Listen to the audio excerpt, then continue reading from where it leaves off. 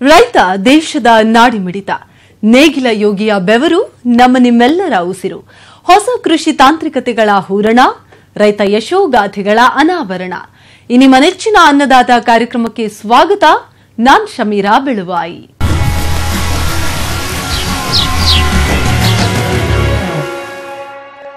Soya ಅವರೇ ಮುಂಗಾರಿನಲ್ಲಿ ಬೆಳೆಯಲಾಗುವ ಬಹುಮುಖ್ಯ ದ್ವಿದಳ ಧಾನ್ಯದ ಬೆಳೆ. ಈ ಬೆಳೆಯಲ್ಲಿ ಕೀಟ ಮತ್ತು ರೋಗಗಳ ಬಾಧೆ ಅಧಿಕ. ಕೆಲವು ರೋಗಗಳಂತೂ ಅತಿಯಾಗಿ ಬಾಧಿಸಿ ಇಳುವರಿಯನ್ನ ಕುಂಠಿತಗೊಳಿಸುತ್ತವೆ. ಬೆಳೆಯ ಎಲ್ಲ ಹಂತಗಳಲ್ಲೂ ಕಂಡುಬರುವ ಈ ರೋಗಗಳನ್ನು ಸಕಾಲದಲ್ಲಿ ಗುರುತಿಸಿ ಸೂಕ್ತ ಹತೋಟಿ ಕ್ರಮಗಳನ್ನು ಕೈಗೊಳ್ಳಬೇಕು ಅಂತಾರೆ ಸಸ್ಯ ರೋಗ ಶಾಸ್ತ್ರಜ್ಞರು.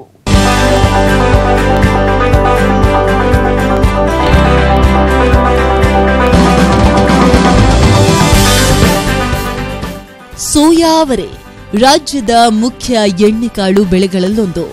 ಬೆಳಗಾವಿ, ಧಾರವಾಡ, ಹಾವೇರಿ ಮತ್ತು ಬೀದರ್ ಪ್ರಮುಖ ಸೋಯಾ ಅವರೆ ಬೆಳೆಯುವಂತಹ ಜಿಲ್ಲೆಗಳು.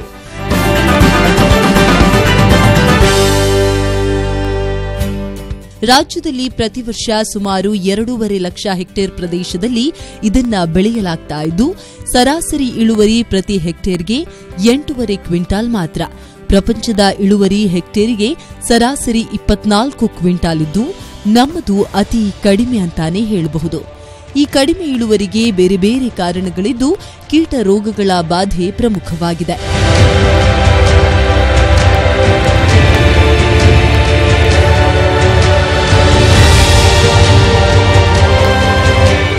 ಸೋಯಾ ಅವರಿಗೆ 100ಕ್ಕೂ ಹೆಚ್ಚು ರೋಗಕಾರಗಳು ಬಾಧಿಸಿ ನಷ್ಟವನ್ನುಂಟು ಮಾಡುತ್ತವೆ ಅನ್ನೋದು ಸಂಶೋಧನೆಯಿಂದ ತಿಳಿದು ಬಂದಿದೆ. ನಮ್ಮ ರಾಜ್ಯದಲ್ಲಿ ಕಳೆದ 5-6 ವರ್ಷಗಳಿಂದ ಕೆಲವು ರೋಗಗಳು ಸೋಯಾ ಅವರೆ ಬೆಳೆಗೆ ತುಂಬಾ ಹಾನಿಯನ್ನುಂಟು ಮಾಡುತ್ತಿವೆ.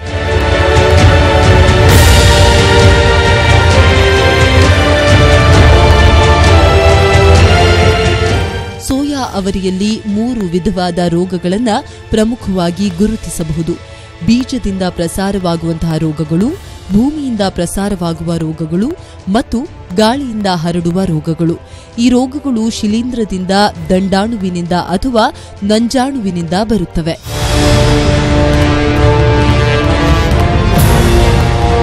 ಮೊದಲನೆಯದಾಗಿ ಸಸಿ ಸಾಯುವ ರೋಗ. ಇದು ಶಿಲೀಂಧ್ರದಿಂದ ಬರುವ ರೋಗ. ಸೋಯಾ ಅವರೆ ಬಿತ್ತನೆಯಾದ 20 ದಿವಸದಿಂದ ಮಾಗುವವರೆಗೆ ಬೆಳೆಯ ಯಾವುದೇ ಹಂತದಲ್ಲಾದರೂ ಬರಬಹುದು. ಈ ರೋಗಕ್ಕೆ ತುತ್ತಾದ ಗಿಡಗಳನ್ನು ಕಿತ್ತು ನೋಡಿದಾಗ ಬೇರಿನ ಮೇಲ್ಭಾಗದಲ್ಲಿ ಶಿಲೀಂಧ್ರದ ಪರದೆ ಕಾಣಿಸುತ್ತದೆ.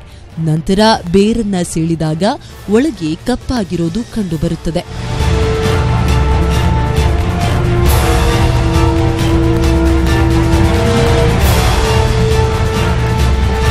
ಇನ್ನೊಂದು ಪ್ರಮುಖವಾದ ರೋಗ ಅಂದ್ರೆ ಅದು ತುಕ್ಕು ರೋಗ. ಕರ್ನಾಟಕ ಹಾಗೂ ಮಹಾರಾಷ್ಟ್ರದಲ್ಲಿ ಅತಿ ಹೆಚ್ಚಿನ ಪ್ರಮಾಣದಲ್ಲಿ ಸೋಯಾ ಅವರೆಯನ್ನ ಇದು ಕಾಡ್ತಾ ಇದೆ. ಇದು ಗಾಳಿಯಿಂದ ಪ್ರಸಾರವಾಗುವ ರೋಗವಾಗಿದ್ದು, ಮೋಡ ಕವಿದ ವಾತಾವರಣ ಮತ್ತು ತುಂತುರು ಮಳೆಯ ಸಂದರ್ಭದಲ್ಲಿ ಈ ರೋಗಾಣು ವೃದ್ಧಿಗೊಳ್ಳುತ್ತೆ. ಗಿಡದ ಕೆಳಗಿನ ಎಲೆಗಳ ಕೆಳಭಾಗದಲ್ಲಿ ಕಂದು ಮಿಶ್ರಿತ ಕಪ್ಪು ಬಣ್ಣದ ಮಚ್ಚೆಗಳು ಕಾಣಿಸಿಕೊಂಡು ನಂತರ ಎಲೆಗಳು ಹಳದಿ ಬಣ್ಣಕ್ಕೆ ತಿರುಗುತ್ತವೆ. ಅದಾದ್ಮೇಲೆ ಪೂರ್ಣ ಗಿಡವನ್ನ ಆವರಿಸಿ ಎಲೆಗಳು ಉದುರಿ ಹೋಗುತ್ತವೆ. ಈ ರೋಗದಿಂದ 80% 100% ಹಾನಿಯಾಗಿದ್ದು ಕಂಡುಬಂದಿದೆ. ಇನ್ನು ನೀರಾವರಿ ಪ್ರದೇಶದಲ್ಲಿ ಮೇ ತಿಂಗಳ 2 ಅಥವಾ 3ನೇ ವಾರದಲ್ಲಿ ಸೋಯಾ ಅವರೆಯನ್ನ ಬಿತ್ತನೆ ಕೈಗೊಳ್ಳುವವರಿಗೆ ಹೆಚ್ಚು ಕಾಡ್ತಾ ಇರೋದು ನಂಜಾಣು ರೋಗ. ಬಿಳಿ ನೊಣದಿಂದ ಪ್ರಸಾರವಾಗುವ ಇದನ್ನ ಸರಿಯಾದ ಸಮಯದಲ್ಲಿ ಹತೋಟಿ ಮಾಡುವುದು ಬಹುಮುಖ್ಯ. ಎಲ್ಲ ಹಾನಿಕಾರಕ ರೋಗಗಳನ್ನು ಸಮಗ್ರವಾಗಿ ನಿಯಂತ್ರಣ ಮಾಡಬೇಕು. ಅದರಲ್ಲೂ ಪ್ರಾರಂಭದಲ್ಲಿ ಬೀಜೋಪಚಾರ ಮಾಡಿ ಬಿತ್ತನೆ ಕೈಗೊಳ್ಳೋದ್ರಿಂದ ರೋಗದ ಬಾಧೆಯನ್ನ ಕಡಿಮೆ ಮಾಡಬಹುದು ಅಂತಾರೆ ತಜ್ಞರು.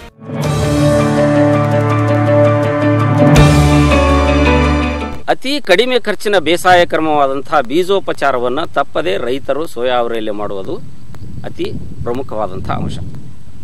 ಥೈರಾಮ್ ಪ್ಲಸ್ ಕಾರ್ಬಾಕ್ಸಿನ್ ಅನ್ನುವಂತಹ ಶಿಲೀಂಧ್ರನಾಶಕ 3 ಗ್ರಾಂ ಪ್ರತಿ ಕೆಜಿ ಬೀಜಕ್ಕೆ, ಅಥವಾ ಟ್ರೈಕೋಡರ್ಮಾ ಅನ್ನುವಂತಹ ಶಿಲೀಂಧ್ರನಾಶಕ 6 ಗ್ರಾಂ ಪ್ರತಿ ಕೆಜಿ ಬೀಜಕ್ಕೆ ಬೀಜೋಪಚಾರ ಮಾಡಿ ಬಿತ್ತುವುದರಿಂದ ಸೋಯಾ ಅವರೆಯಲ್ಲಿ ಬರ್ತಕ್ಕಂತಹ ಬೀಜದಿಂದ ಪ್ರಸಾರವಾಗುವಂತಹ ರೋಗಗಳನ್ನು ಹಾಗೂ ಭೂಮಿಯಿಂದ ಪ್ರಸಾರವಾಗುವಂತಹ ರೋಗಗಳನ್ನು ನಾವು ತಡೆಗಟ್ಟಲಿಕ್ಕೆ ಸಾಧ್ಯವಾಗುತ್ತದೆ.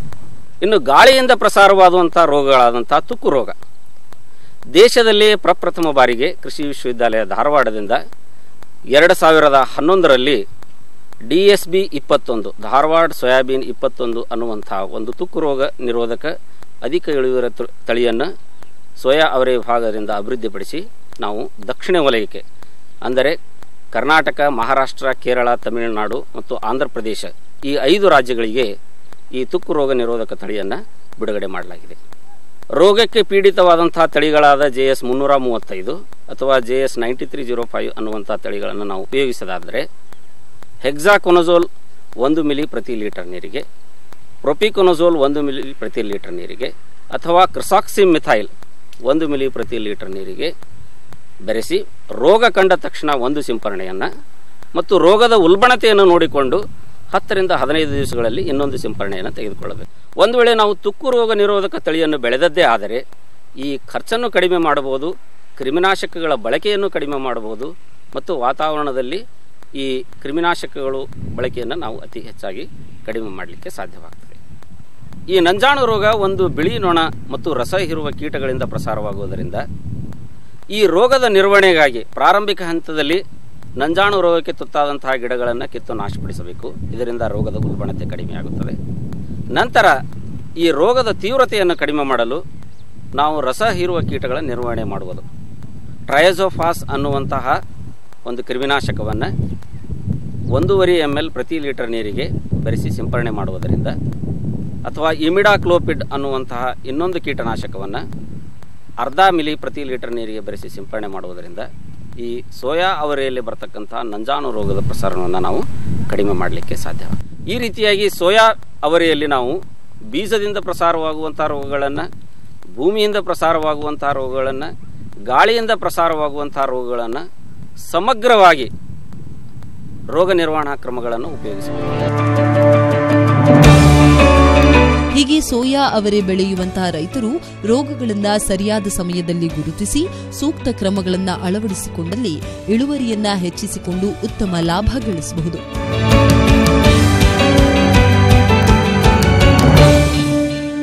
ಬ್ರೇಕ್ನ ನಂತರ ಅನ್ನದಾತ ಕಾರ್ಯಕ್ರಮಕ್ಕೆ ಮತ್ತೊಮ್ಮೆ ಸ್ವಾಗತ. ನಿಮಗೆ ಗೊತ್ತಿರುವ ಹಾಗೆ ಸಿರಿಧಾನ್ಯಗಳಿಗೀಗ ಭಾರೀ ಡಿಮ್ಯಾಂಡ್. ಅದರಂತೆ ಕೆಲವು ವಿದೇಶಿ ಕಿರುಧಾನ್ಯಗಳು ಹೆಚ್ಚು ಜನಪ್ರಿಯತೆ ಗಳಿಸ್ತಾ ಇವೆ. ಇವುಗಳಲ್ಲಿರುವ ಅಗಾಧ ಔಷಧೀಯ ಗುಣಗಳಿಂದಾಗಿ ಹೆಚ್ಚಿನ ಬೇಡಿಕೆ ಮತ್ತು ಬೆಲೆ ಕೂಡ ಉಂಟು. ಹಲವಾರು ವಿದೇಶಿ ಕಿರುಧಾನ್ಯಗಳಿದ್ರೂ ಕೂಡ 2 ಮಾತ್ರ ಹೆಚ್ಚು ಚಾಲ್ತಿಯಲ್ಲಿವೆ.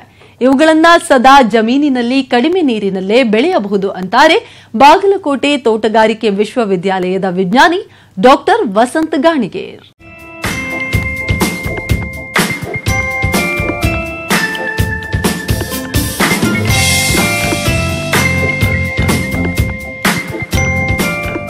ಇಲ್ಲಿ ನೀವು ನೋಡ್ತಾ ಇರೋದು ಚಿಯಾ ಮತ್ತು ಟೆಫ್ ಅನ್ನುವ ವಿದೇಶಿ ಕಿರುಧಾನ್ಯಗಳನ್ನ. ಇವುಗಳ ತವರು ವಿದೇಶವಾದ್ರೂ ಜಗತ್ತಿನೆಲ್ಲೆಡೆ ಇವುಗಳ ಖ್ಯಾತಿ ಹರಡಿದೆ. ದೇಹಕ್ಕೆ ಬೇಕಾದ ಅನೇಕ ಪೋಷಕಾಂಶಗಳನ್ನ ಒಳಗೊಂಡಿದ್ದು ಕೆಲವು ರೋಗಗಳಿಗೆ ರಾಮಬಾಣ ಅಂತ ಹೇಳಲಾಗ್ತಾ ಇದೆ. ಹೀಗಾಗಿ ಮಾರುಕಟ್ಟೆಯಲ್ಲಿ ಇವುಗಳ ಬೆಲೆ ಕೆಜಿಗೆ 1000 ರೂಪಾಯಿವರೆಗೆ ಇದೆ. ಇವುಗಳ ಬೇಸಾಯಕ್ಕೆ ಹೆಚ್ಚು ಫಲವತ್ತಾದ ಭೂಮಿ ಬೇಕಿಲ್ಲ ಮತ್ತು ಬರ ಪರಿಸ್ಥಿತಿಯನ್ನ ತಡೆದುಕೊಂಡು ಬೆಳೆಯುವ ಶಕ್ತಿ ಇರೋದ್ರಿಂದ ಮಳೆಯಾಶ್ರಿತ ರೈತರಿಗೂ ವರವಾಗಬಲ್ಲವು.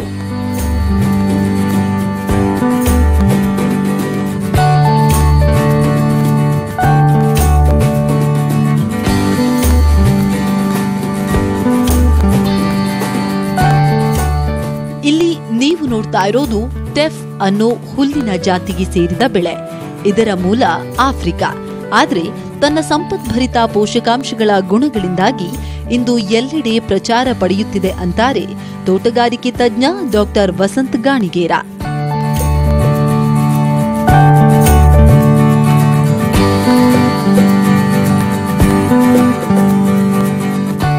ಹುಲ್ಲು ಹೋಲಿಕೆ ಹೋಗ್ತಕ್ಕಂಥ ಈ ಒಂದು ಟೆಫೆ ಬೆಳೆ ಇವತ್ತು ಇದು ವಲಸೆ ಬಂದಂತ ಬೆಳೆ. ಇದು ಆಫ್ರಿಕಾ ಖಂಡದಲ್ಲಿ ಇಥಿಯೋಪಿಯಾ ದೇಶದಿಂದ ಬಂದಂಥದ್ದು. ಪ್ರಪಂಚದಲ್ಲಿ ಇದಂತೂ ಬಹಳಷ್ಟು ಬೇಡಿಕೆಯಾಗಿದೆ. ನಮ್ಮ ರಾಜ್ಯದಲ್ಲಿ ಅಂದ್ರೆ ನಮ್ಮ ಒಂದು ದೇಶದಲ್ಲಿ ಇರ್ತಕ್ಕಂಥ ಶಾಮೆ ಬರಗ ಹೋಲಿಕೆ ಕೊಡ್ತಕ್ಕಂಥ ಈ ತಳಿ ಹುಲ್ಲು ನೋಡಿದಂಗೆ ಹಾಗೆ ಅನ್ಸುತ್ತೆ. ಆದರೆ ತುಂಬಾ ಸಂಪತ್ಭರಿತವಾದ ಪೋಷಕಾಂಶಗಳನ್ನು ಹೊಂದಿದೆ. ಇದರಲ್ಲಿ ವಿಶೇಷವಾಗಿ ಪ್ರತಿಶತ 20ರಷ್ಟು ಇವತ್ತು ನಾವು ಕಾರ್ಬೋಹೈಡ್ರೇಟ್ಸ್ಗಳನ್ನ ನೋಡ್ತಾ ಇದ್ದೀವಿ. 4% ಪ್ರೋಟೀನ್ ನೋಡ್ತಾ ಇದ್ದೀವಿ ಮತ್ತು 1% ಕೊಬ್ಬು, ಅಂದ್ರೆ ಕೊಬ್ಬು ಇದರಲ್ಲಿ ಇಲ್ವೇ ಇಲ್ಲ ಅಂತ ಹೇಳ್ಬಹುದು. ನಾರಿನಂಶ 2.8 ಇದೆ ಶೇಕಡ, ಮತ್ತು ಮ್ಯಾಂಗನೀಸು, ರಂಜಕ, ಕಬ್ಬಿಣ, ಜಿಂಕು ಮತ್ತು ಇದು ಹೆಚ್ಚಿನ ಒಂದು ಶಕ್ತಿ ಕೊಡ್ತಕ್ಕಂಥ ಕನಿಷ್ಠ ಪಕ್ಷ 101 ಕಿಲೋ ಕ್ಯಾಲರಿಯನ್ನು ಶಕ್ತಿ ಉತ್ಪಾದನೆ ಮಾಡ್ತಕ್ಕಂಥ ಒಂದು ಬೆಳೆಯಾಗಿದೆ. ಇದರಲ್ಲಿ ವಿಶೇಷವಾದ ಒಂದು ಅಂಶ ಏನಪ್ಪಾ ಅಂತಂದ್ರೆ ಅತ್ಯಂತ ವನ ಪ್ರದೇಶದಲ್ಲಿ ಸರಾಗವಾಗಿ ಭೂಮಿ ಯಾವುದೇ ಇದ್ರೂ ಸಹಿತ ಹಾಳು ಭೂಮಿ ಇರ್ಬೋದು ಮತ್ತು ಅನುಪಯುಕ್ತ ಭೂಮಿ ಇದ್ರೂ ಸಹಿತ ಇದನ್ನು ಬೆಳೀಲಿಕ್ಕೆ ಸಾಧ್ಯವಾಗ್ತಿದೆ. ಬರಡು ಪ್ರದೇಶಗಳಲ್ಲಿ ಒಂದು ಒಕ್ಕೊಂಡು ಬರ್ತಕ್ಕಂಥ ಸಾಮರ್ಥ್ಯ ಈ ಟೆಫ್ ಗ್ರಾಸಿಗಿದೆ. ಇದನ್ನು ಸಹಿತ ನಾವು ಮುಂಗಾರಿ ಹಂಗಾಮಿನಲ್ಲಿ ಬೆಳಿಬಹುದು, ಹಿಂಗಾರಿ ಹಂಗಾಮಿನಲ್ಲಿ ಸಹಿತ ಬೆಳಿಬಹುದು. ಮುಂಗಾರಿ ಹಂಗಾಮಿನಲ್ಲಿ ಜೂನ್ ಜುಲೈ ತಿಂಗಳಲ್ಲಿ ಬೆಳಿಬಹುದು, ಹಿಂಗಾರಿ ಹಂಗಾಮಿನಲ್ಲಿ ಅಕ್ಟೋಬರ್ ನವೆಂಬರ್ ತಿಂಗಳಲ್ಲಿ ಬೆಳೀಲಿಕ್ಕೆ ಸಾಧ್ಯವಾಗ್ತಾ ಇದೆ.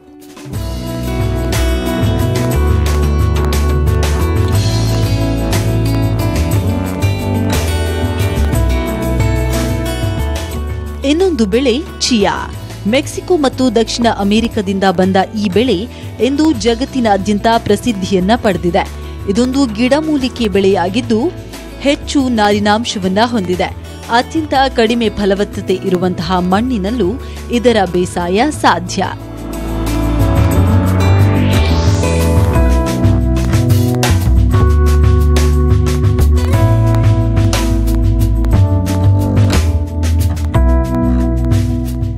ಸಸಿಗಳನ್ನ ನಾಟಿ ಮಾಡಿದ 80 ರಿಂದ 95 ದಿನಗಳಲ್ಲಿ ಬೆಳೆ ಕಟಾವಿಗೆ ಸಿದ್ಧವಾಗುತ್ತೆ. ಪ್ರತಿ ಎಕರೆಗೆ 3.5 ರಿಂದ 4 ಕ್ವಿಂಟಾಲ್ ಬೀಜದ ಇಳುವರಿಯನ್ನ ಕೊಡುತ್ತೆ. ಕರ್ನಾಟಕದಲ್ಲಿ ಮುಂಗಾರು ಮತ್ತು ಹಿಂಗಾರಿನಲ್ಲಿ ಇದರ ಬೇಸಾಯ ಕೈಗೊಳ್ಳಬಹುದು. ಕಡಿಮೆ ನೀರಿನಲ್ಲೂ ಹುಲುಸಾಗಿ ಬೆಳೆಯುವಂತಹ ಶಕ್ತಿ ಇದಕ್ಕಿದೆ.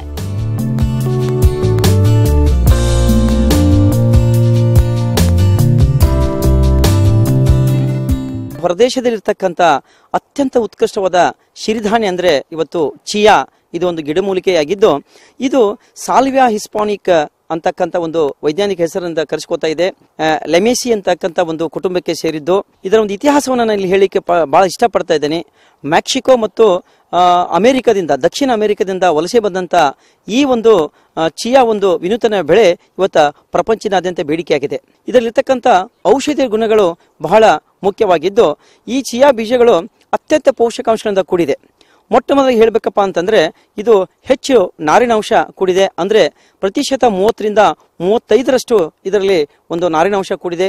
ಪ್ರೋಟೀನ್ 20% ಇದೆ. ಎಣ್ಣೆ ಅಂಶ 35 ಇದೆ. ಹಾಗೂ ಅದರ ಜೊತೆ ಒಮೆಗಾ 3 ಫ್ಯಾಟಿ ಅಸಿಡ್ಸ್ ಅಂತಕ್ಕಂಥದ್ದು ಆಮ್ಲ ಇದೆ.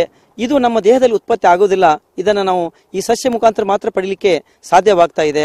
ಆಮೇಲೆ ಇನ್ನೊಂದು ಬಹಳ ವಿಶೇಷವಾಗಿಲ್ಲಪ್ಪ ಅಂದ್ರೆ ಇದು ಅತ್ಯಂತ ಸಂಪತ್ಭರಿತವಾದ ಖನಿಜಗಳನ್ನು ಹೊಂದಿದೆ. ಅದರಲ್ಲಿ ಕ್ಯಾಲ್ಸಿಯಂ ಇದು ಹಾಲಿನಲ್ಲಿರ್ತಕ್ಕಂಥ 5 ಪಟ್ಟು ಹೆಚ್ಚಳ ಇದರಲ್ಲಿ ಕಂಡು ಬಂದಿದೆ. ಇನ್ನು ಮ್ಯಾಗ್ನೀಸು, ಗಂಧಕ, ಕಬ್ಬಿಣ, ಸತು ಹಾಗೂ ತಾಮ್ರ ಮತ್ತು ಬಿ ಅನ್ನಾಂಗಗಳನ್ನು ಸಹಿತ ಯಥೇಚ್ಛವಾಗಿ ಹೊಂದಿದೆ. ಇಂಥ ಒಂದು ಇರ್ತಕ್ಕಂಥ ಸಂಪತ್ಭರಿತವಾದ ಈ ವಿನೂತನ ಬೆಳೆ ಚಿಯಾ ಇವತ್ತು ಅಂತಾರಾಷ್ಟ್ರೀಯ ಬೆಳೆ ಅಂತ ಹೇಳಿ ಇವತ್ತು ಮಾನ್ಯತೆ ಪಡೆದಿದೆ. ಚಿಯಾ ಒಂದು ಬೀಜವನ್ನು ನೋಡಿದಾಗ ಅದರಲ್ಲಿ 3 ತರನಾದ ಚಿಯಾ ಬೀಜಗಳನ್ನು ನೋಡ್ತಾ ಇದ್ದೇವೆ. ಮೊದಲನೇದು ಕಪ್ಪು, ಬಿಳಿ ಹಾಗೂ ಬೂದು ಬಣ್ಣ ನೋಡ್ಲಿಕ್ಕೆ ಆಗ್ತಾ ಇದೆ. ಇದು ಒಂದು 3 ರಿಂದ 3.5 ತಿಂಗಳಲ್ಲಿ ಬರ್ತಕ್ಕಂಥ ಬೆಳೆ. ಪ್ರತಿಯೊಂದು ಎಲೆ, ಕಾಂಡ, ಬೇರು ಮತ್ತು ಬೀಜ ಬಹಳಷ್ಟು ಉಪಯುಕ್ತ ಆಗುತ್ತೆ ಅಂತ ಹೇಳಲಿಕ್ಕೆ ನಾನು ಇಚ್ಛಾ ಪಡ್ತಾ ಇದ್ದೇನೆ. ಇವತ್ತು ಅಂದ್ರೆ ಸೆಂಟ್ರಲ್ ಫುಡ್ ಟೆಕ್ನಾಲಜಿ ರಿಸರ್ಚ್ ಮೈಸೂರದವರು ಉತ್ತಮ ತಳಿಗಳನ್ನು ಇವತ್ತು ಅಭಿವೃದ್ಧಿ ಮಾಡಿಸಿದ್ದಾರೆ. ಈ ಬೆಳೆಯ ಬೇಡಿಕೆ ಇವತ್ತು ಇತ್ತಿತ್ತಲಾಗಿ ಬೇಡಿಕೆ ಜಾಸ್ತಿ ಆಗ್ತಿದೆ. ಕರ್ನಾಟಕದಲ್ಲಿ ಇವತ್ತು ಬೆಂಗಳೂರು, ಮೈಸೂರದಲ್ಲಿ ಇವತ್ತು ಬೇಡಿಕೆ ಆಗ್ತಾ ಇದೆ. ಒಟ್ಟಾರೆ ಅಧಿಕ ಪೋಷಕಾಂಶಯುಕ್ತ, ಆರೋಗ್ಯ ವೃದ್ಧಿಕಾರಕ ಈ ಬೆಳೆಗಳನ್ನ ಕಡಿಮೆ ನೀರು ಮತ್ತು ಕಡಿಮೆ ಫಲವತ್ತತೆ ಇರುವ ಜಮೀನಿನಲ್ಲಿ ಉತ್ಕೃಷ್ಟವಾಗಿ ಬೆಳೆಯಬಹುದಾಗಿದ್ದು ರೈತರಿಗೆ ವರವಾಗುವಲ್ಲಿ ಯಾವುದೇ ಸಂಶಯವಿಲ್ಲ.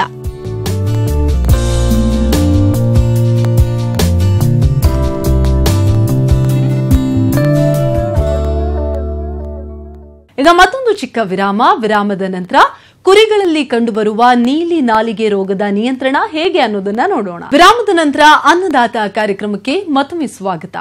ಕುರಿ ಸಾಕಾಣೆ ಲಾಭದಾಯಕವಾಗಿ ಮುನ್ನಡಿಬೇಕಾದ್ರೆ ಅವುಗಳಿಗೆ ಅತಿಯಾಗಿ ತೊಂದರೆಯನ್ನ ಉಂಟು ಮಾಡುವ ರೋಗಗಳನ್ನ ನಿಯಂತ್ರಣದಲ್ಲಿಡುವುದು ಬಹುಮುಖ್ಯ. ನೀಲಿ ನಾಲಿಗೆ ರೋಗ ಅವುಗಳಲ್ಲಿ ಒಂದು. ಇದು ಬಯಲು ಕುರಿಗಳಲ್ಲಿ ಹೆಚ್ಚು. ಈ ರೋಗ ಮಿತಿ ಮೀರಿದ್ರೆ ಕುರಿಗಾರರಿಗೆ ನಷ್ಟ ಗ್ಯಾರಂಟಿ. ಆದ್ರಿಂದ ರೋಗದ ಲಕ್ಷಣಗಳನ್ನು ಅರಿತು ಸೂಕ್ತ ಕ್ರಮಗಳನ್ನು ಪಾಲಿಸಬೇಕು ಅಂತಾರೆ ಪಶುತಜ್ಞರು.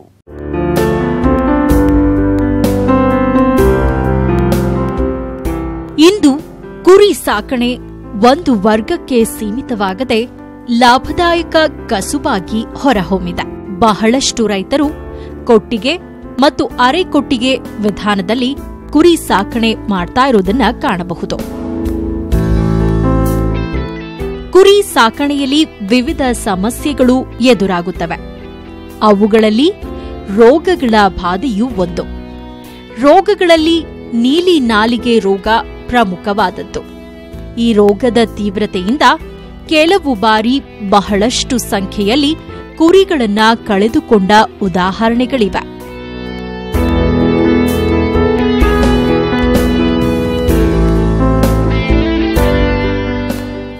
ನೀಲಿ ನಾಲಿಗೆ ರೋಗ ಸಾಮಾನ್ಯವಾಗಿ ಅಕ್ಟೋಬರ್ನಿಂದ ಮಾರ್ಚ್ ತಿಂಗಳವರೆಗೆ ಹೆಚ್ಚು ಕಂಡುಬರುತ್ತೆ.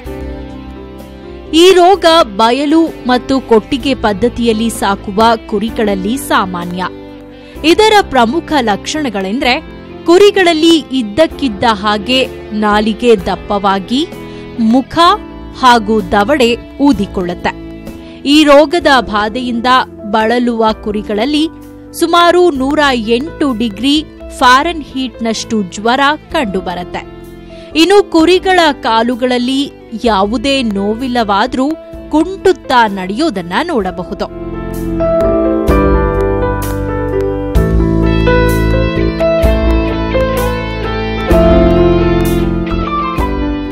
ಎಲ್ಲ ಕುರಿಗಾರಗಳಲ್ಲಿ ಒಂದು ಸಾಮಾನ್ಯ ಸಂಗತಿ ಏನಿದೆ ಅಂದರೆ, ಹಿಂಗೆ ಕುರಿಗಳು ಏನಾದರೂ ಅವ್ರದ್ದು ಬಾಯೆಲ್ಲ ಜಲ್ ಸುರಿಸ್ತು ಅಥವಾ ಸ್ವಲ್ಪ ಕುಂಟ್ಕೊಂತ ಅಡ್ಡ ಇಡ್ತು ಅಂದ್ಕೂಡಲೇ ಹೋಗಿ ಕಾಲು ಬಾಯಾಗಿದೆ ಅಂತೇಳಿ ಅದಕ್ಕೆ ಕಾಲು ಬಾಯಿ ರೋಗದ ಲಸಿಕೆ ಅಂತಂದು ಮಾಡಿಸ್ತಾ ಇರ್ತಾರೆ. ಆದರೆ ಅಂಥ ಕುರಿಗಾರರು ಅಂಥ ಕುರಿ ಹಿಂಡಿಗೆ ತಜ್ಞ ವೈದ್ಯರನ್ನು ಕರೆದುಕೊಂಡು ಹೋಗಿ ತಜ್ಞ ವೈದ್ಯರ ಜೊತೆಗೆ ಆ ರೋಗವನ್ನು ನೀಲಿ ನಾಲಿಗೆ ರೋಗ ಮತ್ತು ಕಾಲುಬಾಯಿ ರೋಗವನ್ನು ಪ್ರತ್ಯೇಕಿಸಿ ಆ ರೋಗವನ್ನು ಗುರುತಿಸಿ ಬೇಕಾದ ಚಿಕಿತ್ಸೆಯನ್ನು ಕೊಟ್ಟರೆ ಮಾತ್ರ ಕುರಿಗಳಲ್ಲಿ ನಾವು ಸಾವಿನ ಪ್ರಮಾಣವನ್ನು ಕಡಿಮೆ ಮಾಡಬಹುದು. ನೀಲಿ ನಾಲಿಗೆ ರೋಗವು ಇದು ಒಂದು ಕುಲಿಕೈಡ್ಸ್ ಎಂಬ ಕುರುಡು ನೊಣದ ಮುಖಾಂತರ ಅತಿ ವೇಗವಾಗಿ ಒಂದು ಹಿಂಡಿನಿಂದ ಇನ್ನೊಂದು ಹಿಂಡಿಗೆ ಹರಡಿಕೊಂಡು ಹೋಗುತ್ತದೆ. ಈ ನೊಣಗಳನ್ನು ನಮ್ಮ ಹಿಂಡಿಗೆ ಬರಲಿಲ್ದಂಗೆ ನೋಡ್ಕೊಳ್ಬೇಕಪ್ಪ ಅಂದರೆ ನಾವು ಸಾಯಂಕಾಲದ ಟೈಮಲ್ಲಿ ಕುರಿಗಳನ್ನು ರೊಪ್ಪದ ಸುತ್ತ ಸ್ವಲ್ಪ ಬೇವಿನ ಕಡ್ಡಿಗಳನ್ನು ಹಾಕಿ ಸ್ವಲ್ಪ ಹೊಗೆಯನ್ನು ಹಾಕಬೇಕು. ಹಾಗೆ ಸಹ ಎಲ್ಲ ಕುರಿಗಳ ಮೇಲೆ ಸ್ವಲ್ಪ ಬೇವಿನ ಎಣ್ಣೆ ಅಥವಾ ನೀಲಗಿರಿ ಎಣ್ಣೆಯನ್ನು ಸ್ವಲ್ಪ ಚಿಮಿಕ್ಸಿದರೆ ಆ ಫ್ಲೈ ರಿಪಲೆಂಟ್ ಆ್ಯಕ್ಷನ್ ಇದ್ದ ಆ ಕುಲಿಕೈಡ್ಸ್ ಅಂದರೆ ಕುರುಡು ನೊಣಗಳು ನಿಮ್ಮ ಕುರಿ ಹಿಂಡಿನ ಹತ್ರ ಬರೋದನ್ನು ನಾವು ತಡೆಗಟ್ಟಬಹುದು. ಹಾಗಾಗಿ ನಾವು ರೋಗದ ಹರಡುವಿಕೆಯನ್ನು ನಾವು ಸ್ವಲ್ಪ ಮಟ್ಟಿಗೆ ನಿಯಂತ್ರಿಸಬಹುದು. ಹಾಗೂ ಮತ್ತು ಈ ನೀಲಿ ನಾಲಿಗೆ ರೋಗಕ್ಕೆ ಈ ತನಕನೂ ನಮಗೆ ಒಂದು ಉತ್ತಮ ಎಫೆಕ್ಟಿವ್ ರೋಗ ನಿರೋಧಕ ಲಸಿಕೆಯನ್ನು ಕಂಡುಹಿಡಿಯಲು ಸಾಧ್ಯವಾಗಿಲ್ಲ. ಆದರೆ ಕುರಿಗಾರರು ಈ ರೋಗಗಳು ಬಂದಾಗೆ ತಾವು ತೆಗೆದುಕೊಳ್ಳಬೇಕಾದ ಅತಿ ಮುಖ್ಯವಾದ ಮುನ್ನೆಚ್ಚರಿಕೆ ಕ್ರಮ ಅಂದರೆ ಈ ರೋಗದಿಂದ ಬಳಲ್ಪಟ್ಟ ಕುರಿಗಳನ್ನು 1 ಕಿಲೋಮೀಟ್ರ್ 2 ಕಿಲೋಮೀಟ್ರ್ ದೂರ ತನಕ ಬಿಸಿಲಲ್ಲಿ ನಡೆಸ್ಕೊಂಡು ಹೋಗಬಾರ್ದು.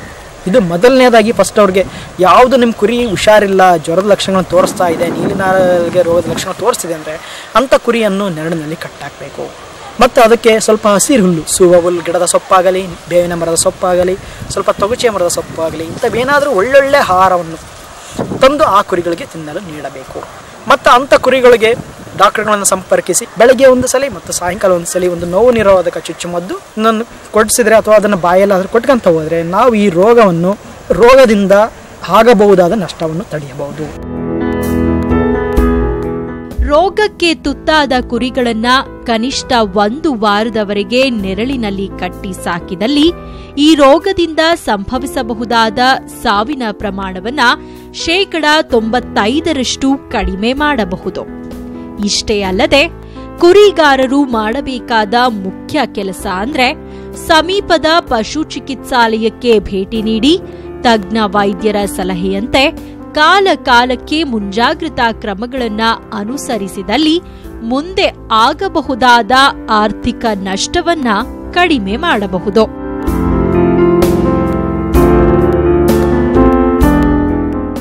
ರೈತ ಬಾಂಧವರೇ, ಇಂದಿನ ಅನ್ನದಾತ ಕಾರ್ಯಕ್ರಮ ನಿಮಗೆ ಇಷ್ಟವಾಯಿತು ಅಂದ್ಕೊಳ್ತೀವಿ. ಮತ್ತಷ್ಟು ಮಾಹಿತಿಗಳೊಂದಿಗೆ ನಾಳೆಯ ಅನ್ನದಾತ ಕಾರ್ಯಕ್ರಮದಲ್ಲಿ ಭೇಟಿಯಾಗೋಣ. ಅಲ್ಲಿವರೆಗೂ ನೋಡ್ತಾ ಇರಿ ನ್ಯೂಸ್ 18 ಕನ್ನಡ. ಜಾಲ ನಮ್ಮದು, ಬಲ ನಿಮ್ಮದು.